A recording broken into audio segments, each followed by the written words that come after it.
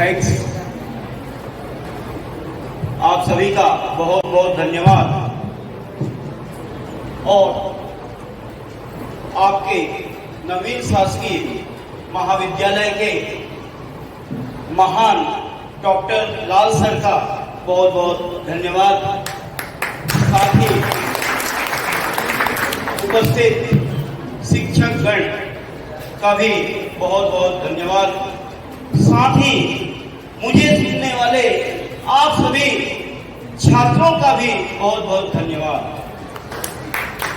आप जो इतना समय मुझे दे रहे हैं, आज की डेट में सबसे बड़ी चीज है वो है समय। समय सबसे बलवान है और वो समय आपने मुझे दिया, इसका मतलब मैं बलवान हो गया। मैं बलवान हो गया क्योंकि समय आपने मुझे दे दिया और समय बलवान है। अंडरस्टूड?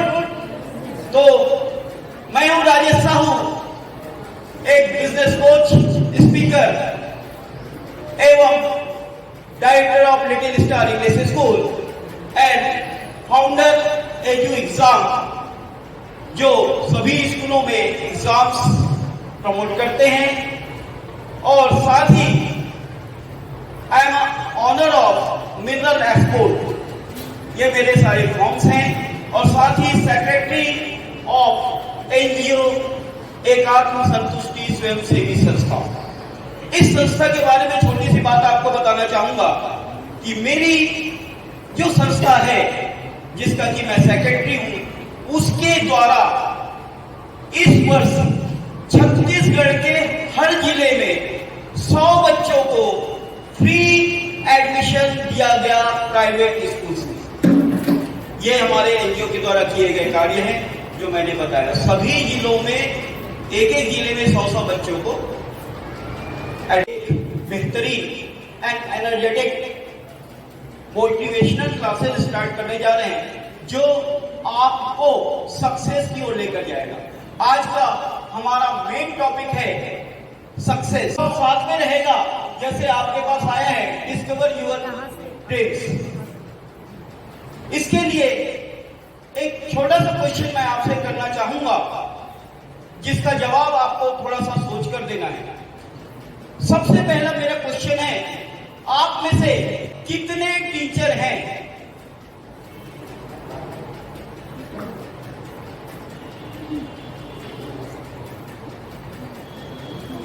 Okay, thank you.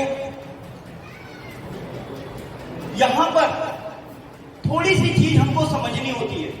थोड़ा देर के लिए हो सकता है आपको थोड़ा गलत भी लग सकता है, बट इसको समझना है। यही जो चीज हमें गलत लगती है वही हमें सक्सेस की ओर लेकर, उसको डिस्क्राइब करूंगा।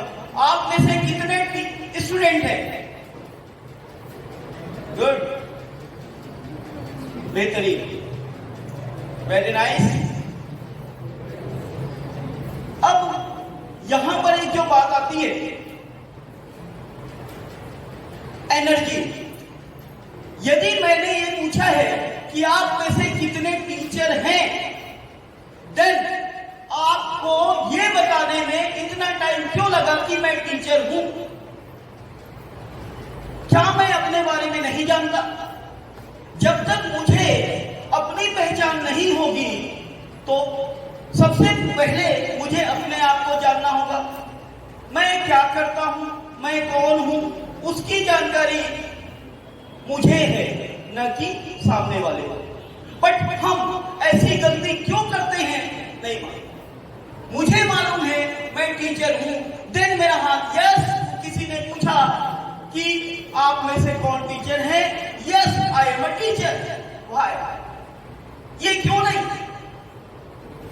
सर ने सबसे पहले हाथ उठाया, सर ने सबसे पहले हाथ उठाया, यस भाई। उसके बाद आपने सर को देख करके हाथ उठाया। What is the meaning of this? इसका मीनिंग केवल और केवल इतना है और केवल यही चीज बताता है कि आपका रिमोट कंट्रोल सर के हाथ। सर यदि हाथ उठाएंगे तो उसको देख करके आप हाथ उठाएंगे। सर यदि बोलेंगे तो आप बोलेंगे, सर ने यदि ये डिमोन्स्ट्रेट कर दिया कि आप टीचर हैं, देन आप टीचर हैं।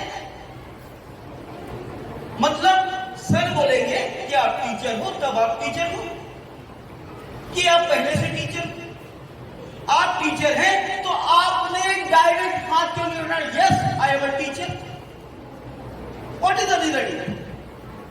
हो सकता है ये हमारे अंदर की एनर्जी को डिमोन्स्ट्रेट करता है कि मेरे अंदर कितनी एनर्जी है।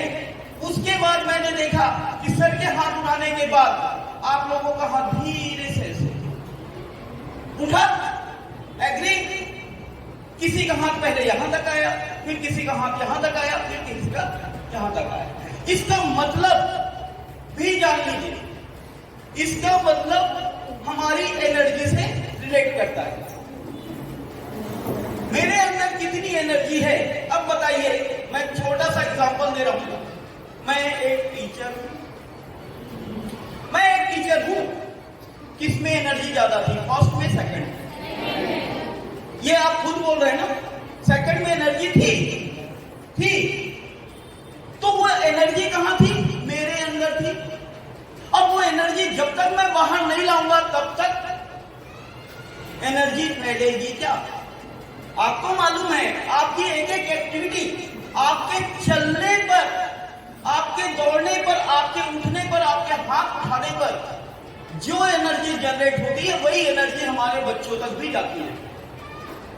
आपने देखा होगा जब आप गाड़ी तेज चलाते हैं, आपकी गाड़ी स्पीड में होती है तो साथ में धूल और दूसरे एनर्जीज भी आपके पीछे पीछे आती है। बट यदि आप वही गाड़ी स्लो मोशन में चलाते हैं तो कोई भी एनर्जी आपके साथ नहीं आती। इसका मतलब मैं आपको यह समझाना चाह रहा हूं कि जब आप क्लासरूम में जाते हैं, सपोज आप क्लासरूम में जा रहे हैं, तो आपकी ये जो स्पीड होगी और दूसरी स्पीड ये, तो जब मेरी स्पीड जितनी ज्यादा होगी उतनी ही बाहर की एनर्जी भी मैं क्लासरूम में लेकर जाऊंगा, उतनी ज्यादा एनर्जी मैं बच्चों को दे पाऊंगा। लेकिन यदि मैं खुद एनर्जेटिक नहीं हूं तो मैं बच्चों को कैसे एनर्जी प्रोवाइड करूं? तो सबसे पहला हमें अपनी वैल्यू पहचाननी है। हमें अपनी वैल्यू पहचाननी कि मैं कौन हूं। आप अपने क्षेत्र के ज्ञाता हैं, यू आर अ टीचर। आप अपने क्षेत्र के, अपने सब्जेक्ट के बहुत बड़े ज्ञाता हैं, इतने बड़े, इतनी जानकारी रखते हैं आप, तब आप टीचर हैं, आप महान हैं। लेकिन इतना होने के बाद भी मैं अपने आप को वो चीज नहीं दे पा रहा हूं, क्या reason? What is the reason it? केवल मैंने अपने आप को सीज कर लिया। मैं दूसरे को बताना नहीं चाहता कि मैं टीचर हूं, या मैं डॉक्टर हूं, या मैं इंजीनियर हूं, या मैं जो भी हूं। क्या मेरे बॉडी में या मेरे चेहरे पर यह लिखकर आया है कि मैं इस फील्ड से हूं? नहीं ना। और भगवान ने केवल और केवल हम इंसानों को ही ये ताकत दी है कि मैं अपनी बातें दूसरों तक पहुंचा सकता हूं। इट मीन्स कम्युनिकेशन पावर केवल इंसानों के पास है। एक दूसरा जो जानवर है उसकी भाषा को कोई समझता है क्या? लेकिन मेरी बातों को, मेरी लैंग्वेज को आप समझते हैं। मतलब बेस्ट स्किल पावर किसके पास है? कम्युनिकेशन पावर किसके पास है? हमारे पास है। इट मीन जब इतनी बड़ी पावर भगवान ने हमें दी है तो इसका उपयोग भी हमको करना है। जो है वो हमको बताना है, अपनी वैल्यू समझनी। अब वैल्यू की जब बात आ रही है, ये वैल्यू होती क्या है?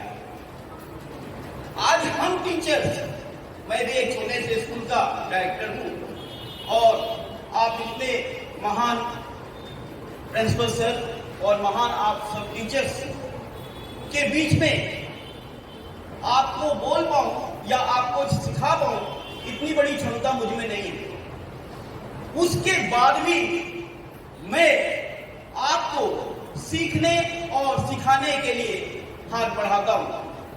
और अब आपका मेन क्लास यहां से स्टार्ट करता हूं, अपनी वैल्यू पहचाने। मैं एक टीचर हूं, मैं अब एक टीचर हूं, तो मेरे क्या क्या कर्तव्य हैं, मेरे क्या क्या अधिकार हैं, मैं क्या क्या कर सकता हूं, यह भी मुझे मालूम होना चाहिए। मैं अपने क्षेत्र का, अपने सब्जेक्ट का जाता हूं, मुझे अपने आप पे गर्व होना चाहिए। लेकिन हम लोग अपने आप को सीज करते हैं, हम टीचर्स अपने आप को पीछे रखते हैं। क्यों?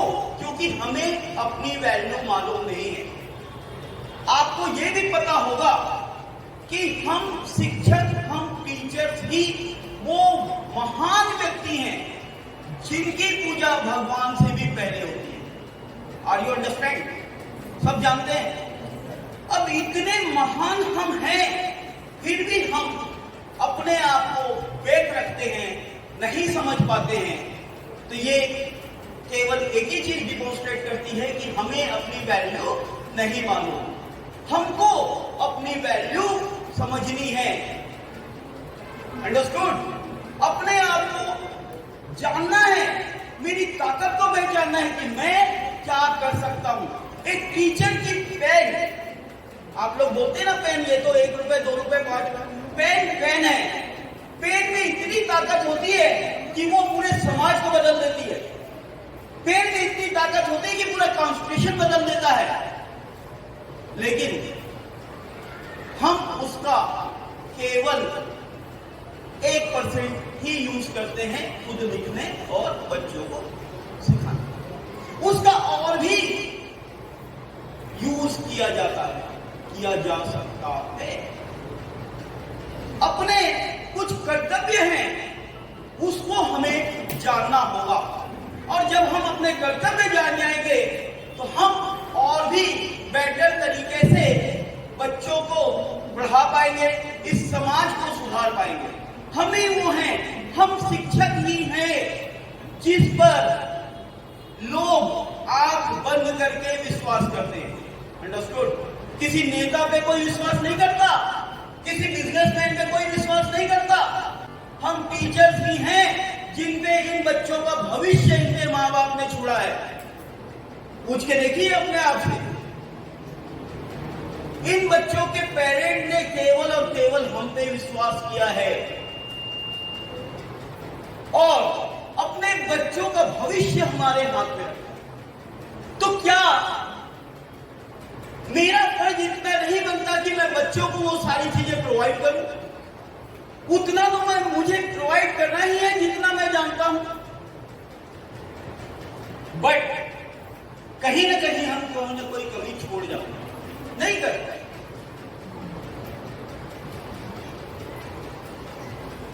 उसके बाद हमारे हेड ऑफ डिपार्टमेंट्स आते हैं। हेड ऑफ डिपार्टमेंट्स में प्रिंसिपल्स, डायरेक्टर्स, ऑनर्स, फाउंडर्स, ये सब आते हैं।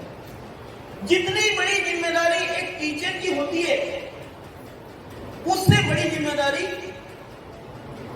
डायरेक्टर्स, प्रिंसिपल्स, फाउंडर्स की होती है। यदि शिक्षक के गुरु है तो फाउंडर्स, प्रिंसिपल भगवान है।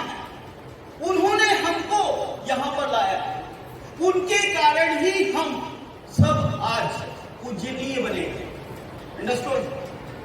यदि सर नहीं होते या इस कॉलेज में आप नहीं होते तो आपको कौन जानता? इन्होंने हमें क्रिएट किया, इतनी पावर। अब हमें, यदि मैं प्रिंसिपल हूं, डायरेक्टर हूं, मुझे अपनी पावर पहचाननी होगी। मुझ में इतनी पावर है कि मैंने इतने सारे टीचर्स क्रिएट किए। मुझे अपने आप पे गर्व होना चाहिए। जब तक मैं खुद अपने आप पे गर्व नहीं करूंगा, जब तक मैं अपने आप को नहीं जानूंगा, तब तक दूसरे को नहीं बता सकते। Am I right? तो हमारे प्रिंसिपल सर के लिए सबसे पहले जोरदार तालियां होनी चाहिए।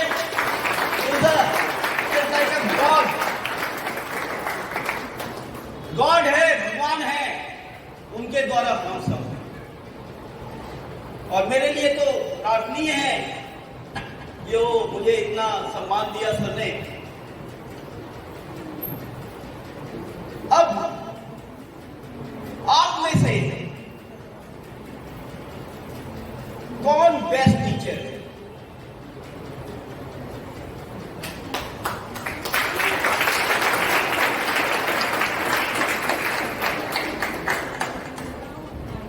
Best teacher.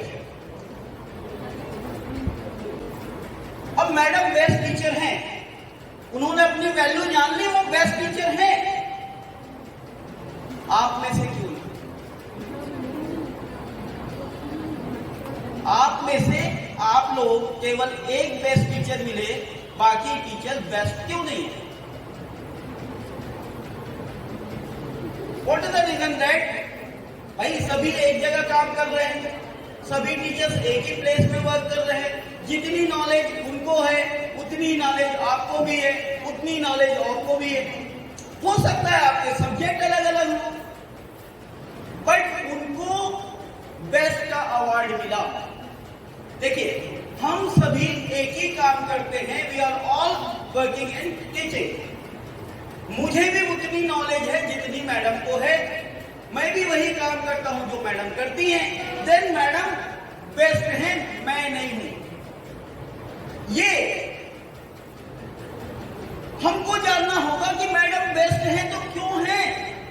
इतने लोगों ने मैडम की तरफ देखकर बोला वो बेस्ट हैं, तो मैडम ने उसी क्षेत्र में, जिस क्षेत्र में हम कार्य करते हैं, कौन सा ऐसा काम कर दिया जिसकी वजह से आप सबने मैडम को बेस्ट कहा? सोचिए, कुछ तो मैडम ने अलग किया होगा, कुछ तो किया होगा, कुछ तो ऐसा उन्होंने किया होगा, कुछ तो ऐसा एक्शन लिया होगा जिसकी वजह से मैडम अपने आप को बेस्ट बोल रही है। और मैडम क्या बोल रही है? ठीक है, आप सब लोग एग्री करते हैं कि वी आर बेस्ट। आप सबने एग्री किया, आप एग्री कर सकते हैं, बट अपने आप के लिए एग्री नहीं कर सकते कि आप बेस्ट क्यों नहीं, आप बेस्ट क्यों नहीं है। मैं अपने आप को पीछे करके सामने वाले को आगे करता हूं, बस चढ़ जाओ सूली पे, चढ़ जाओ आप सूली पे, आप बेस्ट हो, मैं आपके पीछे पीछे। भाई, मुझे अपने आप को आगे लाना चाहिए दूसरे को? बताइए जोर से। मुझे, हर बच्चे भी सुने हैं ना, इसके जस्ट बाद आप लोगों की टॉपिक स्टार्ट होगी। मुझे पहले अपने आप को आगे लाना है या किसी दूसरे को? अपने आप को आगे लाना है, तो मुझे अपने आप को बेस्ट बोलना पड़ेगा, अपने आप में गर्व महसूस करना पड़ेगा। लेकिन यहां पर बेस्ट के पैमाने, बेस्ट और सक्सेस भी बोल सकता हूं, जैसा मैंने बोला कि सब्जेक्ट टॉपिक, सक्सेस जो टॉपिक है उसके कई पैमाने होते हैं। सक्सेस का पैमाना क्या होता है? क्या पैमाना होता है सक्सेस? बताइए भाई। मैडम ने भी वही सब्जेक्ट पढ़ाया, आपने भी वही सब्जेक्ट पढ़ाया, आपने भी, मतलब हो सकता है सब्जेक्ट अलग है, बट आप भी टीचर हैं, मैडम भी टीचर है, मैडम भी टीचर है।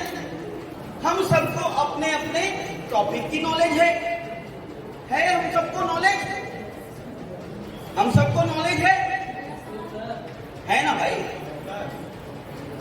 देन अब यहां पर पैमाने की बात करें, स्केलिंग की बात करें, तो हम ये सोचते हैं कि मैडम को Hindi, English, maths, science, commerce, इस सब की नॉलेज है, इसलिए मैडम बेस्ट है। मेरे को केवल हिंदी की नॉलेज है, इसलिए मैं नहीं हूं। मेरे को केवल मैथ्स की नॉलेज है, इसलिए नहीं। आप बेस्ट हैं आपके क्षेत्र में। आप यदि पूरे सब्जेक्ट को छोड़ दो, एक सब्जेक्ट पे आ जाओ, केवल एक सब्जेक्ट पे आ जाओ। यदि एक सब्जेक्ट पे मास्टर नहीं बन सकते तो एक चैप्टर पे आ जाओ। चैप्टर छोटा हो गया, एक चैप्टर पे आ जाओ। और यदि एक चैप्टर भी नहीं कर सकते तो एक टॉपिक पे आ जाओ और उस टॉपिक को ऐसा कर लो कि यदि कोई पूछे इस टॉपिक के बारे में तो उसका बेस्ट जब नाम लिया जाए तो आपको लिया जाए। यस, सपोज यदि बात करें समाज शास्त्र में, तो समाज शास्त्र में समाज की कोई एक, जो भी उसकी आप लोगों को मालूम होगा, कोई एक टॉपिक को पकड़ लो, उस टॉपिक में पूरा रिसर्च कर डालो। नहीं चाहिए ज्यादा, नहीं चाहिए पूरा का पूरा नॉलेज। एक टॉपिक पे ऐसी नॉलेज बना लो कि जब उस टॉपिक की बात आए तो केवल बेस्ट के लिए, आपके लिए नाम हाथ उठे। मतलब हम बेस्ट बन सकते हैं। छोड़ दीजिए सारी चीजों को, नहीं चाहिए। पहले हमको एक छोटे से टॉपिक पे बेस्ट बनना है। ऐसा पढ़ाई करनी है या ऐसा पढ़ाना है या अपने आप को ऐसा बनाना है कि यदि उस टॉपिक की बात आए तो केवल और केवल मेरा नाम लिया जाए। यस, इनसे ज्यादा अच्छा कोई नहीं पढ़ा सकता या कोई नहीं है, तो ऑलरेडी आप बेस्ट हो। सोचिए, सोच के देखिए। और भी बहुत सी ऐसी बातें होती है जो हमें ग्रेट बनाती है, महान बनाती है, बेस्ट बनाती है। Please I request you to mobile use नहीं करेंगे।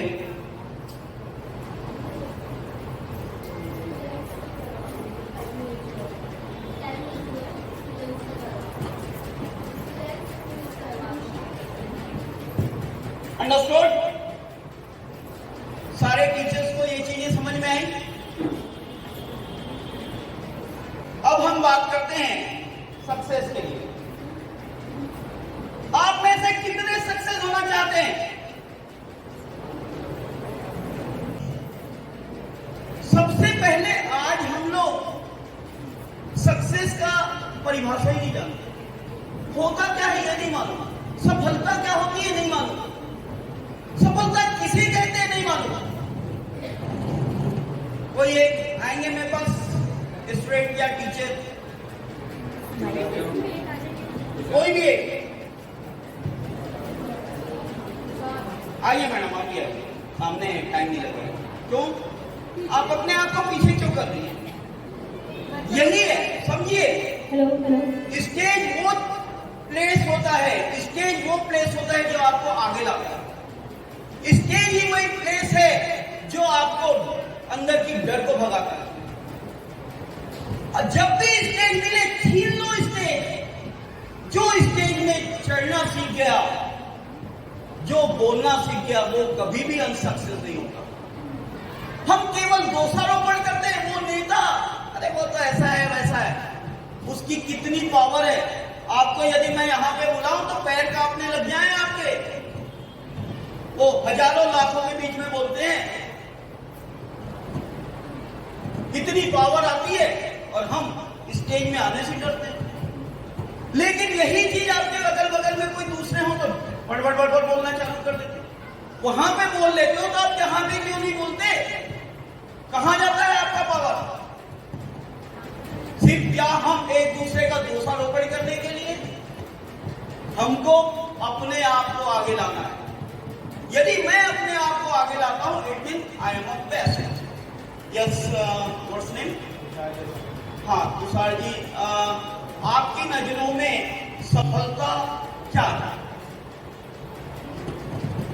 हम जो करना चाहें और जो हम खुद भी सेटिस्फाइड हो और हमारा सोसाइटी भी सेटिस्फाइड हो उस चीज़ से, वो एक नज़र पे सक्सेस हो सकती है। जी, आप क्या चाहते हैं? आप कैसे सफल होना चाहते हैं और ये बताएं।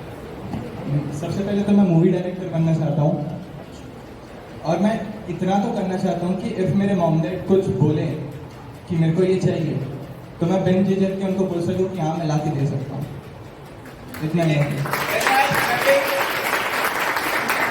बहुत बढ़िया। देखिए, इन्होंने जो कहा सक्सेस, सफलता, सफलता। अब मैं इनसे एक बात पूछ रहा हूं, जो आप बोल रहे हैं उसके लिए अब तक आपने क्या तैयारी की? अब तक की आपकी तैयारी क्या थी?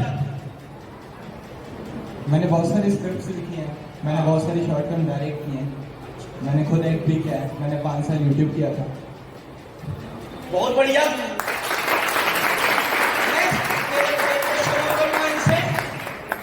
आपने अपनी सफलता की क्राइटेरिया कितने साल की रखी है?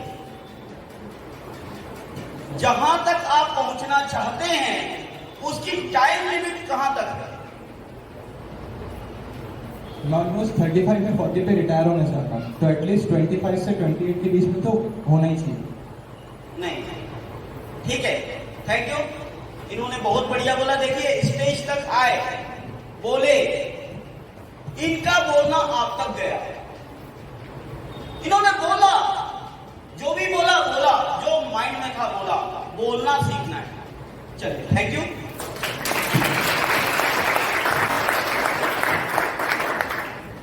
अब थोड़ा ध्यान से सुनेंगे। सफलता की जब बात आती है तो मैक्सिमम बोलते हैं कि मैं अपने लाइफ में सेटल हो जाऊं, मैं एक गवर्नमेंट जॉब में चले जाऊं, मैं, जैसे भाई साहब ने बोला कि मैं एक फिल्म डायरेक्टर बन जाऊं। सबके पैमाने अलग अलग होते हैं, सबके पैमाने अलग होते हैं। यदि आपको सफलता चाहिए, सफल होना है, तो सबसे पहले आपके ड्रीम्स होने चाहिए, आपके विजन्स होने चाहिए। और पता नहीं क्यों मैक्सिमम लोग गोल्स को ड्रीम बोलते हैं, अभी तक गोल्स को और ड्रीम्स को, विजन्स को समझ ही नहीं पाए। गोल क्या होता है, आपका ड्रीम क्या होता है या विजन क्या होता है, ये नहीं समझ पाए। सफलता इस पे डिपेंड करती है। सबसे पहले हमको एक विजन या एक ड्रीम लेना पड़ता है। मेरा ड्रीम क्या है, मेरा विजन क्या है। और विजन या ड्रीम एक दिन का, एक साल का, 2 दिन का, 2 साल का नहीं होता। ड्रीम होता है आपके 15 साल, 20 साल, 25 साल बाद की। जैसे उसने कहा, आई एम एग्री, कि जब ये 40 की एज में जाएगा वो फाइनेंशियली फ्री हो जाएगा। ये उसने ड्रीम देख लिया कि मेरे को 40 साल की एज तक, यदि इसकी अभी 20 की एज होगी तो 20 साल बाद ये फिल्म डायरेक्टर बनेगा। ये इसका विजन है, ये इसका ड्रीम है। लेकिन हम लोग हमारे ड्रीम्स को भूल बैठते हैं, भूल जाते हैं हम लोग अपने ड्रीम्स को। हमको जैसे ही 10-15 हजार, 20 हजार की सैलरी आना चालू हो जाता है, भूल जाते हैं। हम लोग खुश हैं, मैं बहुत खुश हूं, I am satisfied, I am satisfied, मेरा घर चल रहा है, बढ़िया है, 40 हजार आ गए, 50 हजार आ गए, लाख रुपए आ गए, आई एम सेटिस्फाइड। भूल गए हम अपनी सफलता। एक तो जो विजन जो आपने 20 साल बाद की देखी है, और गोल की जो बात करते हैं, गोल छोटे होते हैं। विजन को, ड्रीम्स को कंप्लीट करने के लिए एक छोटा छोटा जो टारगेट लिया जाता है वो है गोल। यदि मेरे को सपोज एक डॉक्टर बनना है या कोई इंजीनियर बनना है, सपोज यदि मुझे डॉक्टर बनना है तो उसके लिए एक टाइम पीरियड होगी, एक टाइम पीरियड होगा उसका कि इतने साल में मैं वहां तक पहुंचूंगा। वो एक विजन होगा। उसके साथ में एक ऐसा विजन भी होगा कि मैं रायपुर का या छत्तीसगढ़ का बेस्ट डॉक्टर बनूंगा। कि आपका केवल इतना ही था कि मैं एक टीचर बन जाऊं, एक डॉक्टर बन जाऊं या एक इंजीनियर बन जाऊं। नहीं ना, आपने जो भी क्षेत्र सोचा होगा उसमें बेस्ट का सोचा होगा, बेस्ट का सोचा होगा। कोई भी यही नहीं सोचता कि केवल मैं यहीं तक पहुंचू, मैं उसमें हाई लेवल तक पहुंचू। ये आपके थिंक होती है, आपके ड्रीम्स होते हैं। आपके ड्रीम्स केवल यहीं तक नहीं होता है कि केवल आप एक डॉक्टर बन जाए या एक समाज सेवी बन जाए या एक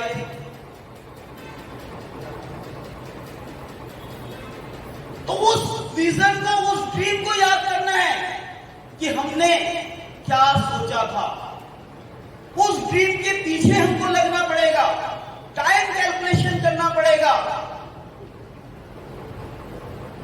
इन्होंने यदि ये कहा है कि 2040 तक, सपोज इनके पास 20 साल है, 20 साल में यदि इन्होंने ये फिक्स किया है कि मुझे फिल्म डायरेक्टर बनना है, तो क्या ऐसे ही बन जाएगा? उसको कदम अभी से उठाने पड़ेंगे। सबसे पहले इसको छोटे छोटे 60 फिल्म्स डायरेक्ट करनी पड़ेगी। 3 लोगों की, 2 लोगों की मूवीज, फिल्म्स बनानी पड़ेगी। उसके बाद रायपुर लेवल में मूवीज बनानी पड़ेगी, फिर छत्तीसगढ़ लेवल पे बनानी पड़ेगी, आफ्टर देन पूरा इंडिया लेवल, फिर वर्ल्ड लेवल पे बनेगा। कोई हलवा नहीं है।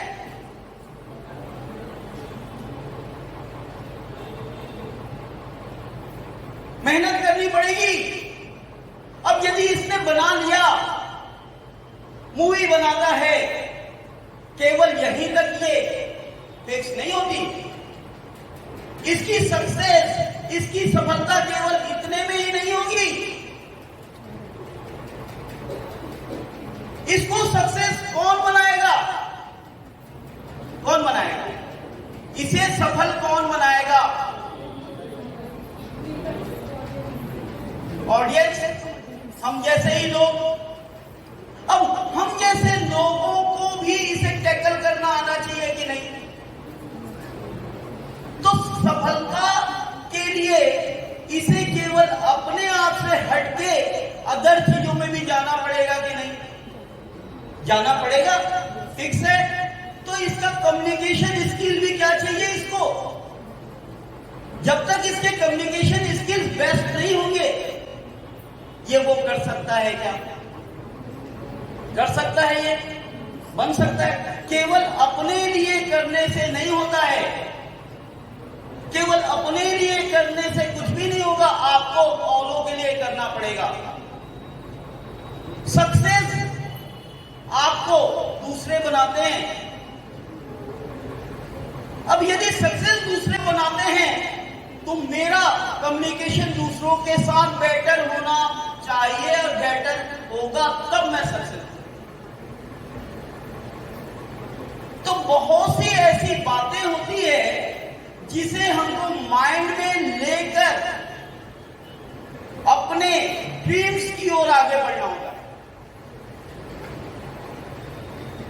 हम लोगों से, हमारा व्यवहार खराब है, हम लोगों से बात भी नहीं करते, अपने परिवार वालों के साथ अच्छे से नहीं रहते, अपने सहपाठियों के साथ अच्छे से नहीं रहते। मैं केवल अपने काम में मस्त हूं, तो मैं अपने काम में सक्सेस हो सकता हूं, लेकिन मैं सफल नहीं हो सकता, क्योंकि सफलता मुझे आप लोग ही दिलाएंगे। Am I right? है ये चीज। अब जैसा कि मैंने बात कहा था डॉक्टर्स के लिए, जब पेरेंट्स मेरे पास आते हैं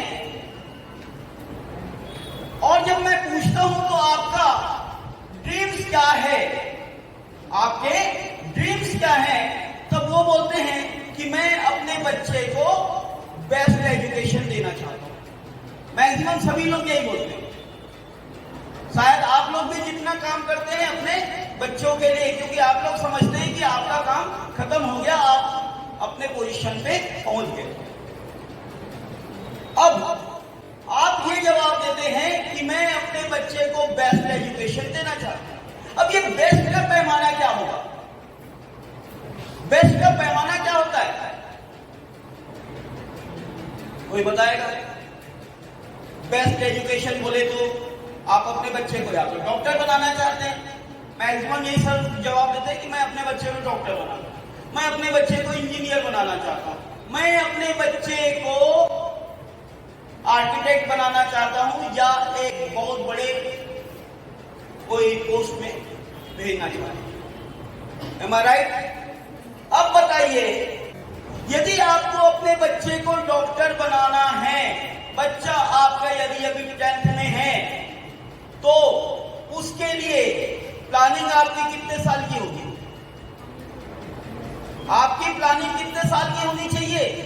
क्या अगले साल वो डॉक्टर बन जाएगा? बन जाएगा क्या डॉक्टर अगले साल? नहीं बनेगा ना। आपकी प्लानिंग उसकी 15 साल बाद की होगी। यदि वो 10वीं में है तो 10 साल तो लगेंगे डॉक्टर बनने तक। यदि 10 साल बाद आपका बच्चा डॉक्टर बन रहा है या आप लोग डॉक्टर बन रहे हैं या आप लोग जिस फील्ड में हैं उसको अप्लाई करना उस पर। अब ये सोचिए, यदि 10 साल बाद डॉक्टर बनेगा तो यदि आज की कंडीशन को देख ले कि डॉक्टर बनने के लिए उस बच्चे को यदि गवर्नमेंट में एडमिशन होता है तो जो 10 साल लगेंगे उसमें कम से कम 50 लाख का खर्चा आएगा। कम से कम 50 लाख का खर्चा आएगा आज के रेट के हिसाब से। Am I right? और यदि वही प्राइवेट में एडमिशन होते हैं तो 1 करोड़ का खर्चा आएगा अप्रोक्सीमेट। आएगा? आप लोग भी अपनी जो जो करना चाहेंगे उसमें ऐड कर सकते हैं। अब यदि 1 करोड़ का खर्चा आएगा तो मैं पेरेंट हूं, मेरी क्या तैयारी? अब आप सोचिए, आपकी सैलरी कितनी है या आपके परिवार की सैलरी कितनी? यदि आज आपके परिवार की सैलरी मैं मान लो 1 लाख रुपए है, आपके घर में 1 लाख रुपए आ रहा है हर महीने। अब देखिए 1 लाख रुपए आपके घर की सैलरी है, आपके पास 10 साल है। यदि आपके घर की सैलरी 1 लाख रुपए आ रहा है तो कम से कम आपका एक्सपेंस भी 60,000 से 70,000 होगा। हर महीने यदि आपने 30,000 रुपए भी बचा लिए, कितना बचाया आपने? 30,000 रुपए भी बचा लिए तो 1 साल में लगभग 3 लाख ही बचा पाओगे। तो 10 साल में आप केवल 30 लाख बचा पाओगे। अब बताइए आपकी फाइनेंशियल पोजीशन क्या रही? उस बच्चे का 1 करोड़ का एक्सपेंस कैसे करो? ये चीज हम सोचते नहीं है। हम केवल इतना सोचते हैं कि मुझे वो बनाना है, ठीक है, या तो फिर आप कहीं पे जमीन जायदाद बेचोगे या कुछ और करोगे। Am I right? तो बच्चे को जितनी तैयारी करनी है उतनी तैयारी हम पेरेंट को भी करनी पड़ती है। आप बच्चों को मैं बोलना चाहता हूं, यदि आपके पेरेंट ने आपके लिए सपने देखे हैं, आपने महसूस किया है कि आपकी कॉलेज की फीस देने के लिए, आपके किताबों के खर्चे उठाने के लिए, आपकी लाइफ के खर्चे उठाने के लिए आपके मां बाप ने कितने कष्ट सहे? कौन सा ऐसा पेरेंट है, अपने पेरेंट से मतलब याद करके देखिए आग बंद करके, कितने के ऐसे पेरेंट होंगे जिसने अपने बच्चों के लिए ये ड्रीम देखा है कि उसका बच्चा एक चपरासी बन जाए? बताइए। या उसका बच्चा किसी नेता के यहां जाकर झाड़ू लगाए। कितने ऐसे पेरेंट होंगे या कितने ऐसे बच्चे यहां पे बैठे जिनके माँ बाप ने ऐसा ड्रीम देखा होगा? नहीं ना। तो क्या हम बच्चे अपने माँ बाप के ड्रीम को भूल गए? हमें अपने माँ बाप के ड्रीम्स को याद करना चाहिए कि नहीं करना चाहिए? याद कीजिए उनके ड्रीम्स को, उनके सपने को, उनके दर्द को याद कीजिए, और उसके बाद जिस डायरेक्शन में आप जाने की प्रण लिए हैं, ड्रीम्स देखे, उस डायरेक्शन में उसके बाद कदम उठाइए।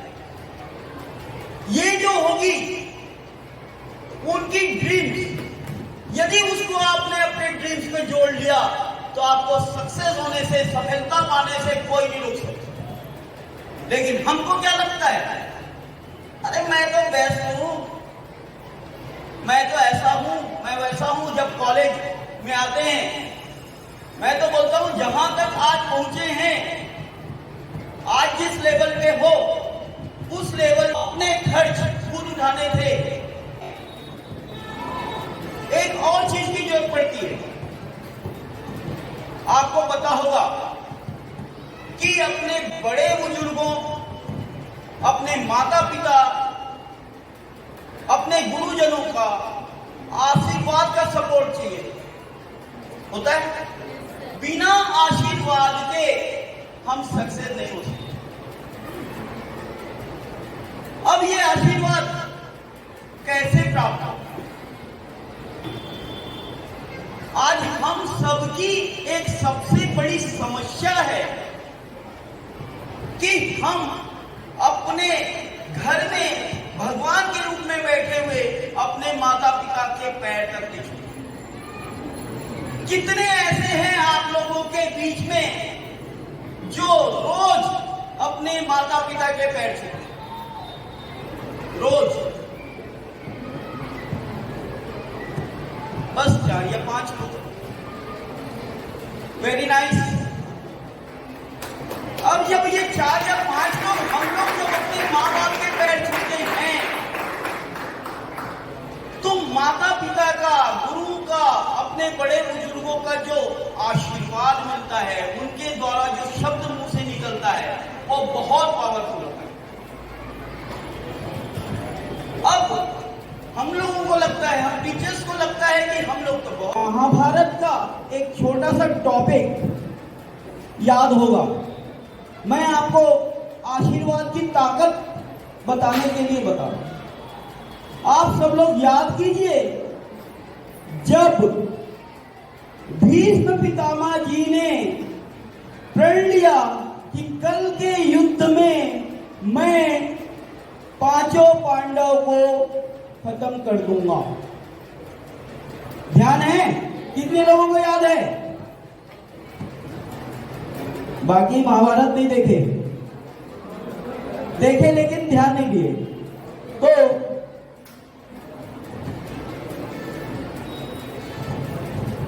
जब भीष्म पितामह ने यह प्रतिज्ञा की कि कल के युद्ध में मैं 5 पांडव को खत्म कर दूंगा, तब भगवान श्री कृष्ण ने द्रौपदी को उनके पास भेजा, और जब उसने चरण स्पर्श किया, चरण स्पर्श जैसे आपको मैंने बोला अपने माता पिता के पैर छुए, तब उन्होंने सदा सौभाग्यवती का आशीर्वाद दिया। अब आशीर्वाद तो आशीर्वाद है, बोलने की जरूरत नहीं पड़ती, माँ बाप अपने आप देते हैं, बहुत पावरफुल होती है। अब उसके बाद द्रौपदी ने पूछा, पितामह आपने मुझे आशीर्वाद दिया है, तो यदि आप मेरे पति को मार देंगे तो मेरा, आपका जो आशीर्वाद है वो फलित होगा क्या? तो वहां पर भीष्म पितामह जी फंस गए। एक आशीर्वाद के कारण उन्होंने उनका वध नहीं किया। इतनी पावरफुल होती आशीर्वाद। और हम बड़े लोग, हम लोग, इवन मैं भी, जब मेरे को कहीं बाहर जाना है तो मम्मी, कहीं बाहर से आता हूं तो मम्मी करके पैर छूते। हम सभी बड़े लोग भी। लेकिन यदि हम बड़े लोग ये चाहते हैं कि हमारे बच्चे भी हमारा रिस्पेक्ट करे। तो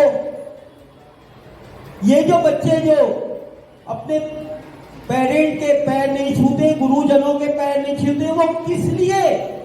क्योंकि इनके पेरेंट अपने पेरेंट के पैर नहीं छूते। हर कोई केवल यही चाहता है कि उनकी जो जनरेशन है, उनकी जो बच्चे हैं, वो उनका पैर छुए, हमको ना छूना पड़े।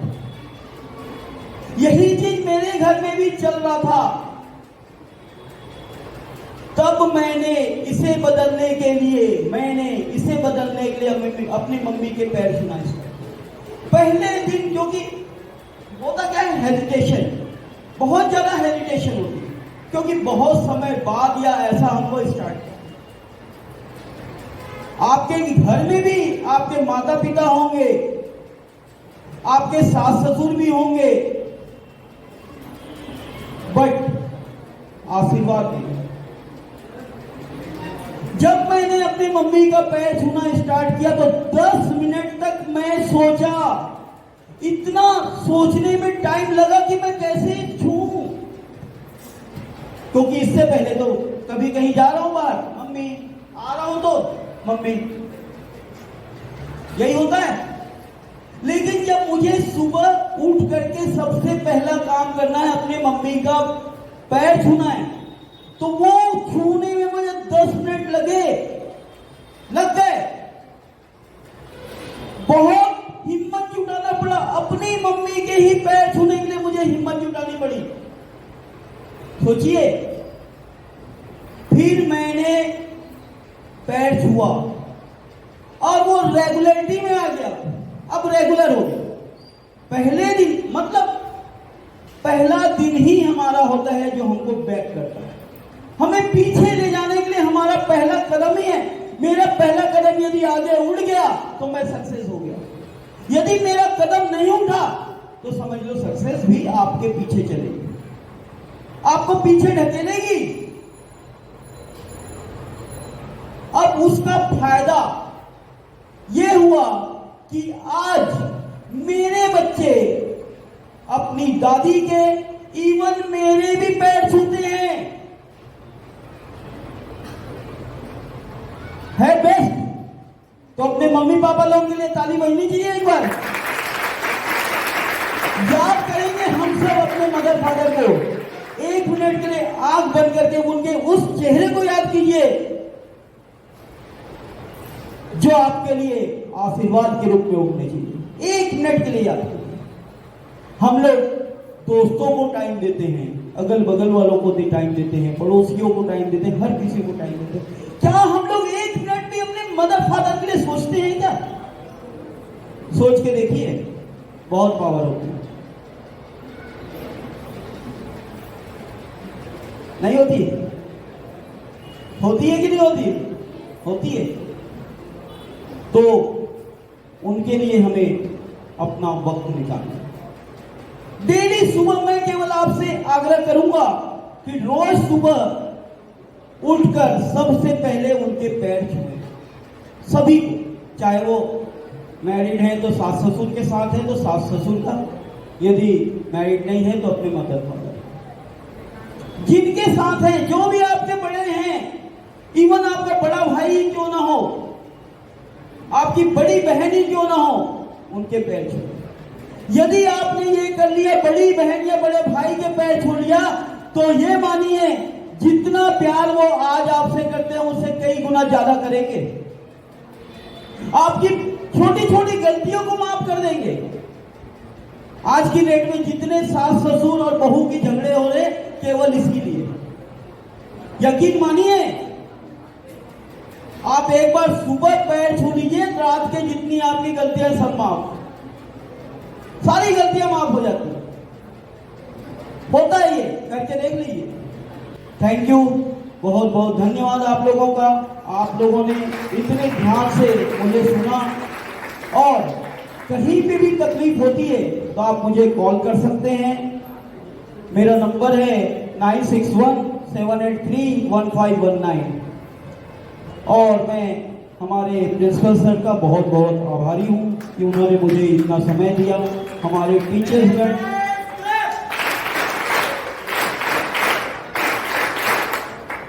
हमारे टीचर्स गण का भी बहुत बहुत धन्यवाद एवं बच्चों का बहुत बहुत धन्यवाद जो आपने मुझे सुना। Thank you. निवेदन करूंगा सर से 2 शब्द हमें आशीर्वाद स्वरूप 2 शब्द। महाविद्यालय परिवार की ओर से मैं आदरणीय साहू जी का हृदय से आभार व्यक्त करता हूँ।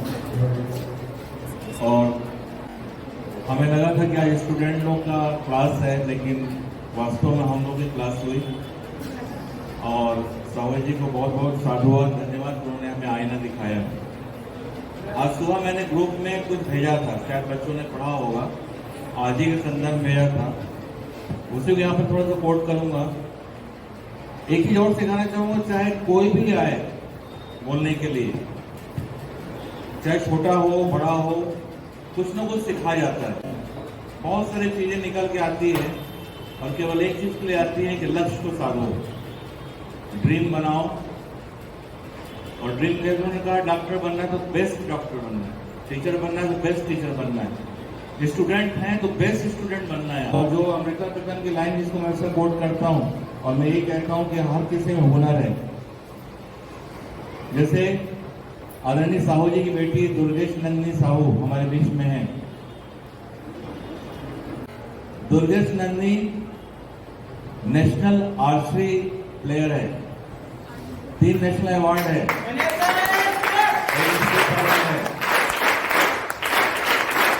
और पटियाला में पंजाब यूनिवर्सिटी की स्टूडेंट है।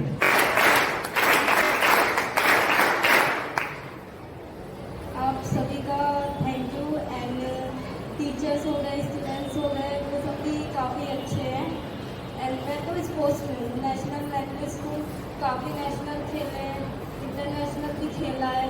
एंड अभी भी जो मेरा जो है, मतलब कि हम एक प्लेयर होना अच्छा बात होता है। एक अच्छा प्लेयर, एक प्लेयर में और एक बेहतरीन प्लेयर में बहुत ज़्यादा फर्क होता है। एक खेलना मतलब हाँ खेल लिया, पर एक बहुत बेहतरीन खेलना, उसमें बहुत ज़्यादा फर्क होता है। एंड मैंने बहुत सारे हार भी फेस किए हैं। कई मैचेस तो मैं हार भी गई, कई बार रोया भी, बहुत कुछ। मतलब कि लाइफ काफ़ी, स्पोर्ट्स लाइफ है, काफ़ी टफ होती है। देन मैं उसमें यही सोचती थी कि अगर मैं हार रही हूँ, मतलब कि मुझे अब अपने ऊपर बहुत ज़्यादा वर्क करना है ताकि मैं अपने जीत की तरफ जाऊँ। मतलब कि मैं जितना हारूंगी मैं उतना ज़्यादा अपने जीत के लिए मैं प्रयास करूँगी। जितना मैं हारूंगी, मतलब कि मुझे मेरी लाइफ जितना पीछे खींचेगी मैं उतना आगे आऊँगी। देन मैं वो लेवल अचीव कर पाऊँगी। जो मैंने सोचा है कि खेलना और बेहतरीन खेलने में बहुत ज़्यादा फर्क होता है। Thank you.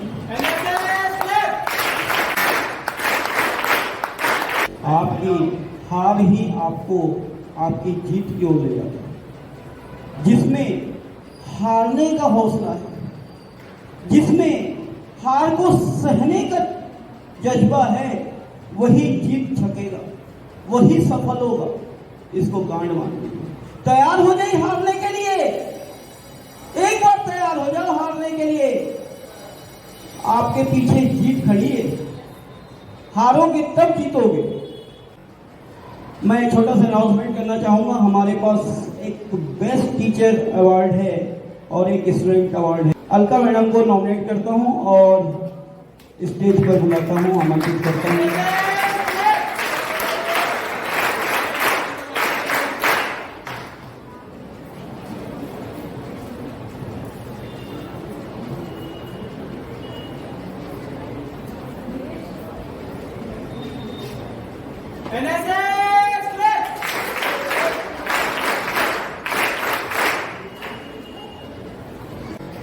नेक्स्ट हमारे फ्यूचर के होने वाले फिल्म डायरेक्टर,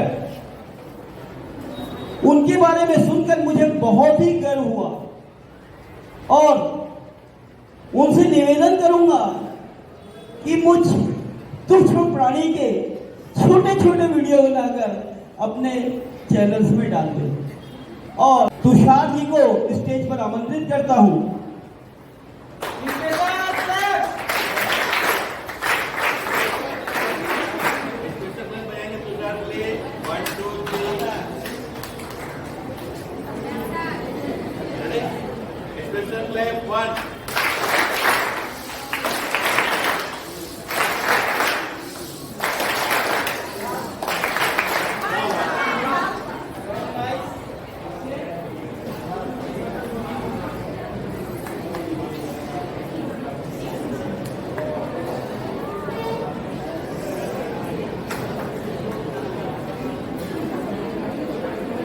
थैंक यू। ये जो बुक है मेरे द्वारा लिखी गई है, ये जो पुस्तक है बहुत ही पावरफुल है। इसके एक एक वर्ड जब आप पढ़ेंगे तो आपको सफलता की एक एक सीढ़ी तक लेकर जाएगी।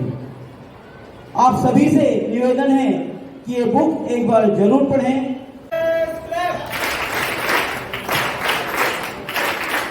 पहले तो आप सबका बहुत बहुत बहुत थैंक यू कि आप सबने अपना प्रीशियस टाइम हम सबको दिया। Clapping for Alka ma'am, clapping for Alka ma'am. और सबको बहुत बहुत धन्यवाद, आपकी पूरी टीम को धन्यवाद। आप आए हमारे कॉलेज में और सभी बच्चों को आपने अपना मोटिवेशनल स्पीच दिया, वो बहुत ज़्यादा एनकरेजिंग था सर। और आज के समय में हम अपनी सभ्यताओं को, अपने कल्चर को जो भूलते जा रहे हैं, वो सभी चीज़ों का समावेश था कि आप एक सक्सेसफुल इंसान तो हो ही हो, साथ साथ आप तो अपने माता पिता को भी ना भूलें, अपनी जड़ को ना भूलें। वो जो आपने संदेश दिया वो बहुत ज़्यादा प्रशंसनीय है और पूजनीय है। Thank you so much.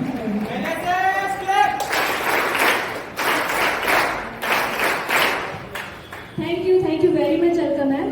मैं चाहती हूँ एक student, please clapping for her.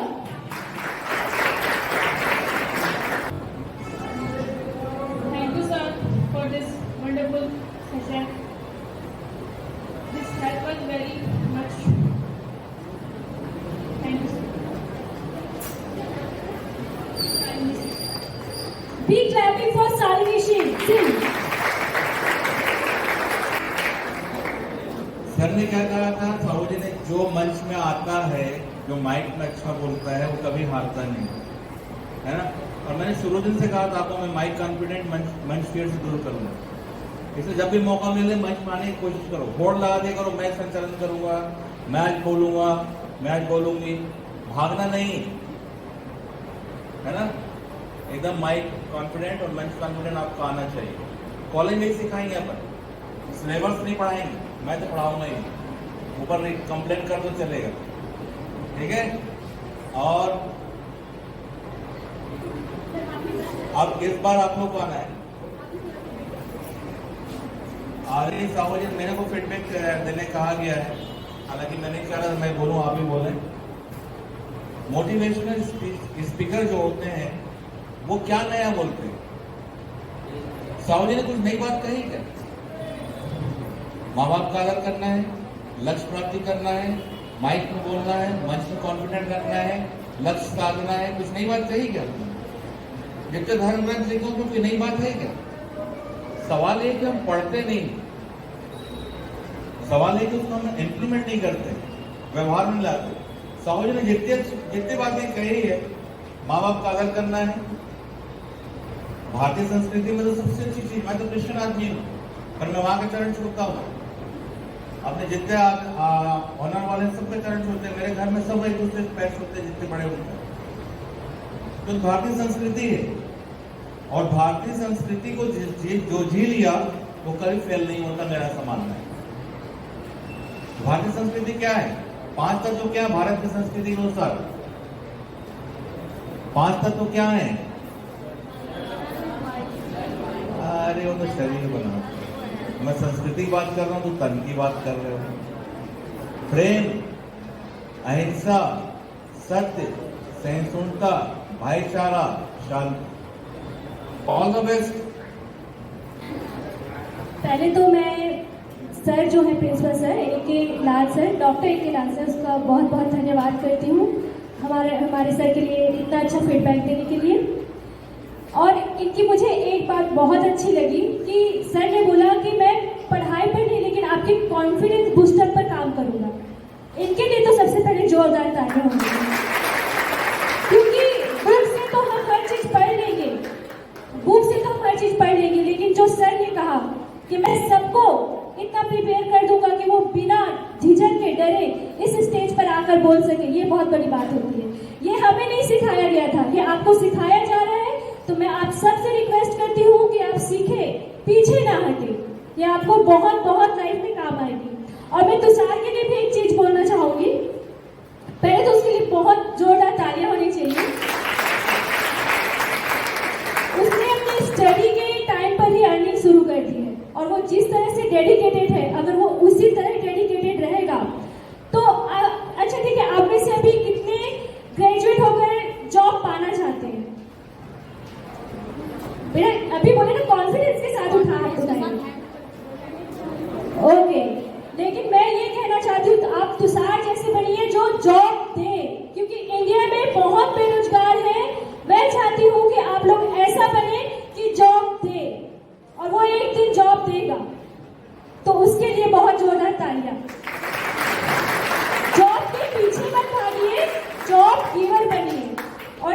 Everybody, thank you very much. आप लोगों ने मुझे भी सुना, उसके लिए मैं बहुत बहुत धन्यवाद बोलती हूँ और इस सेशन को ओवर करती हूँ।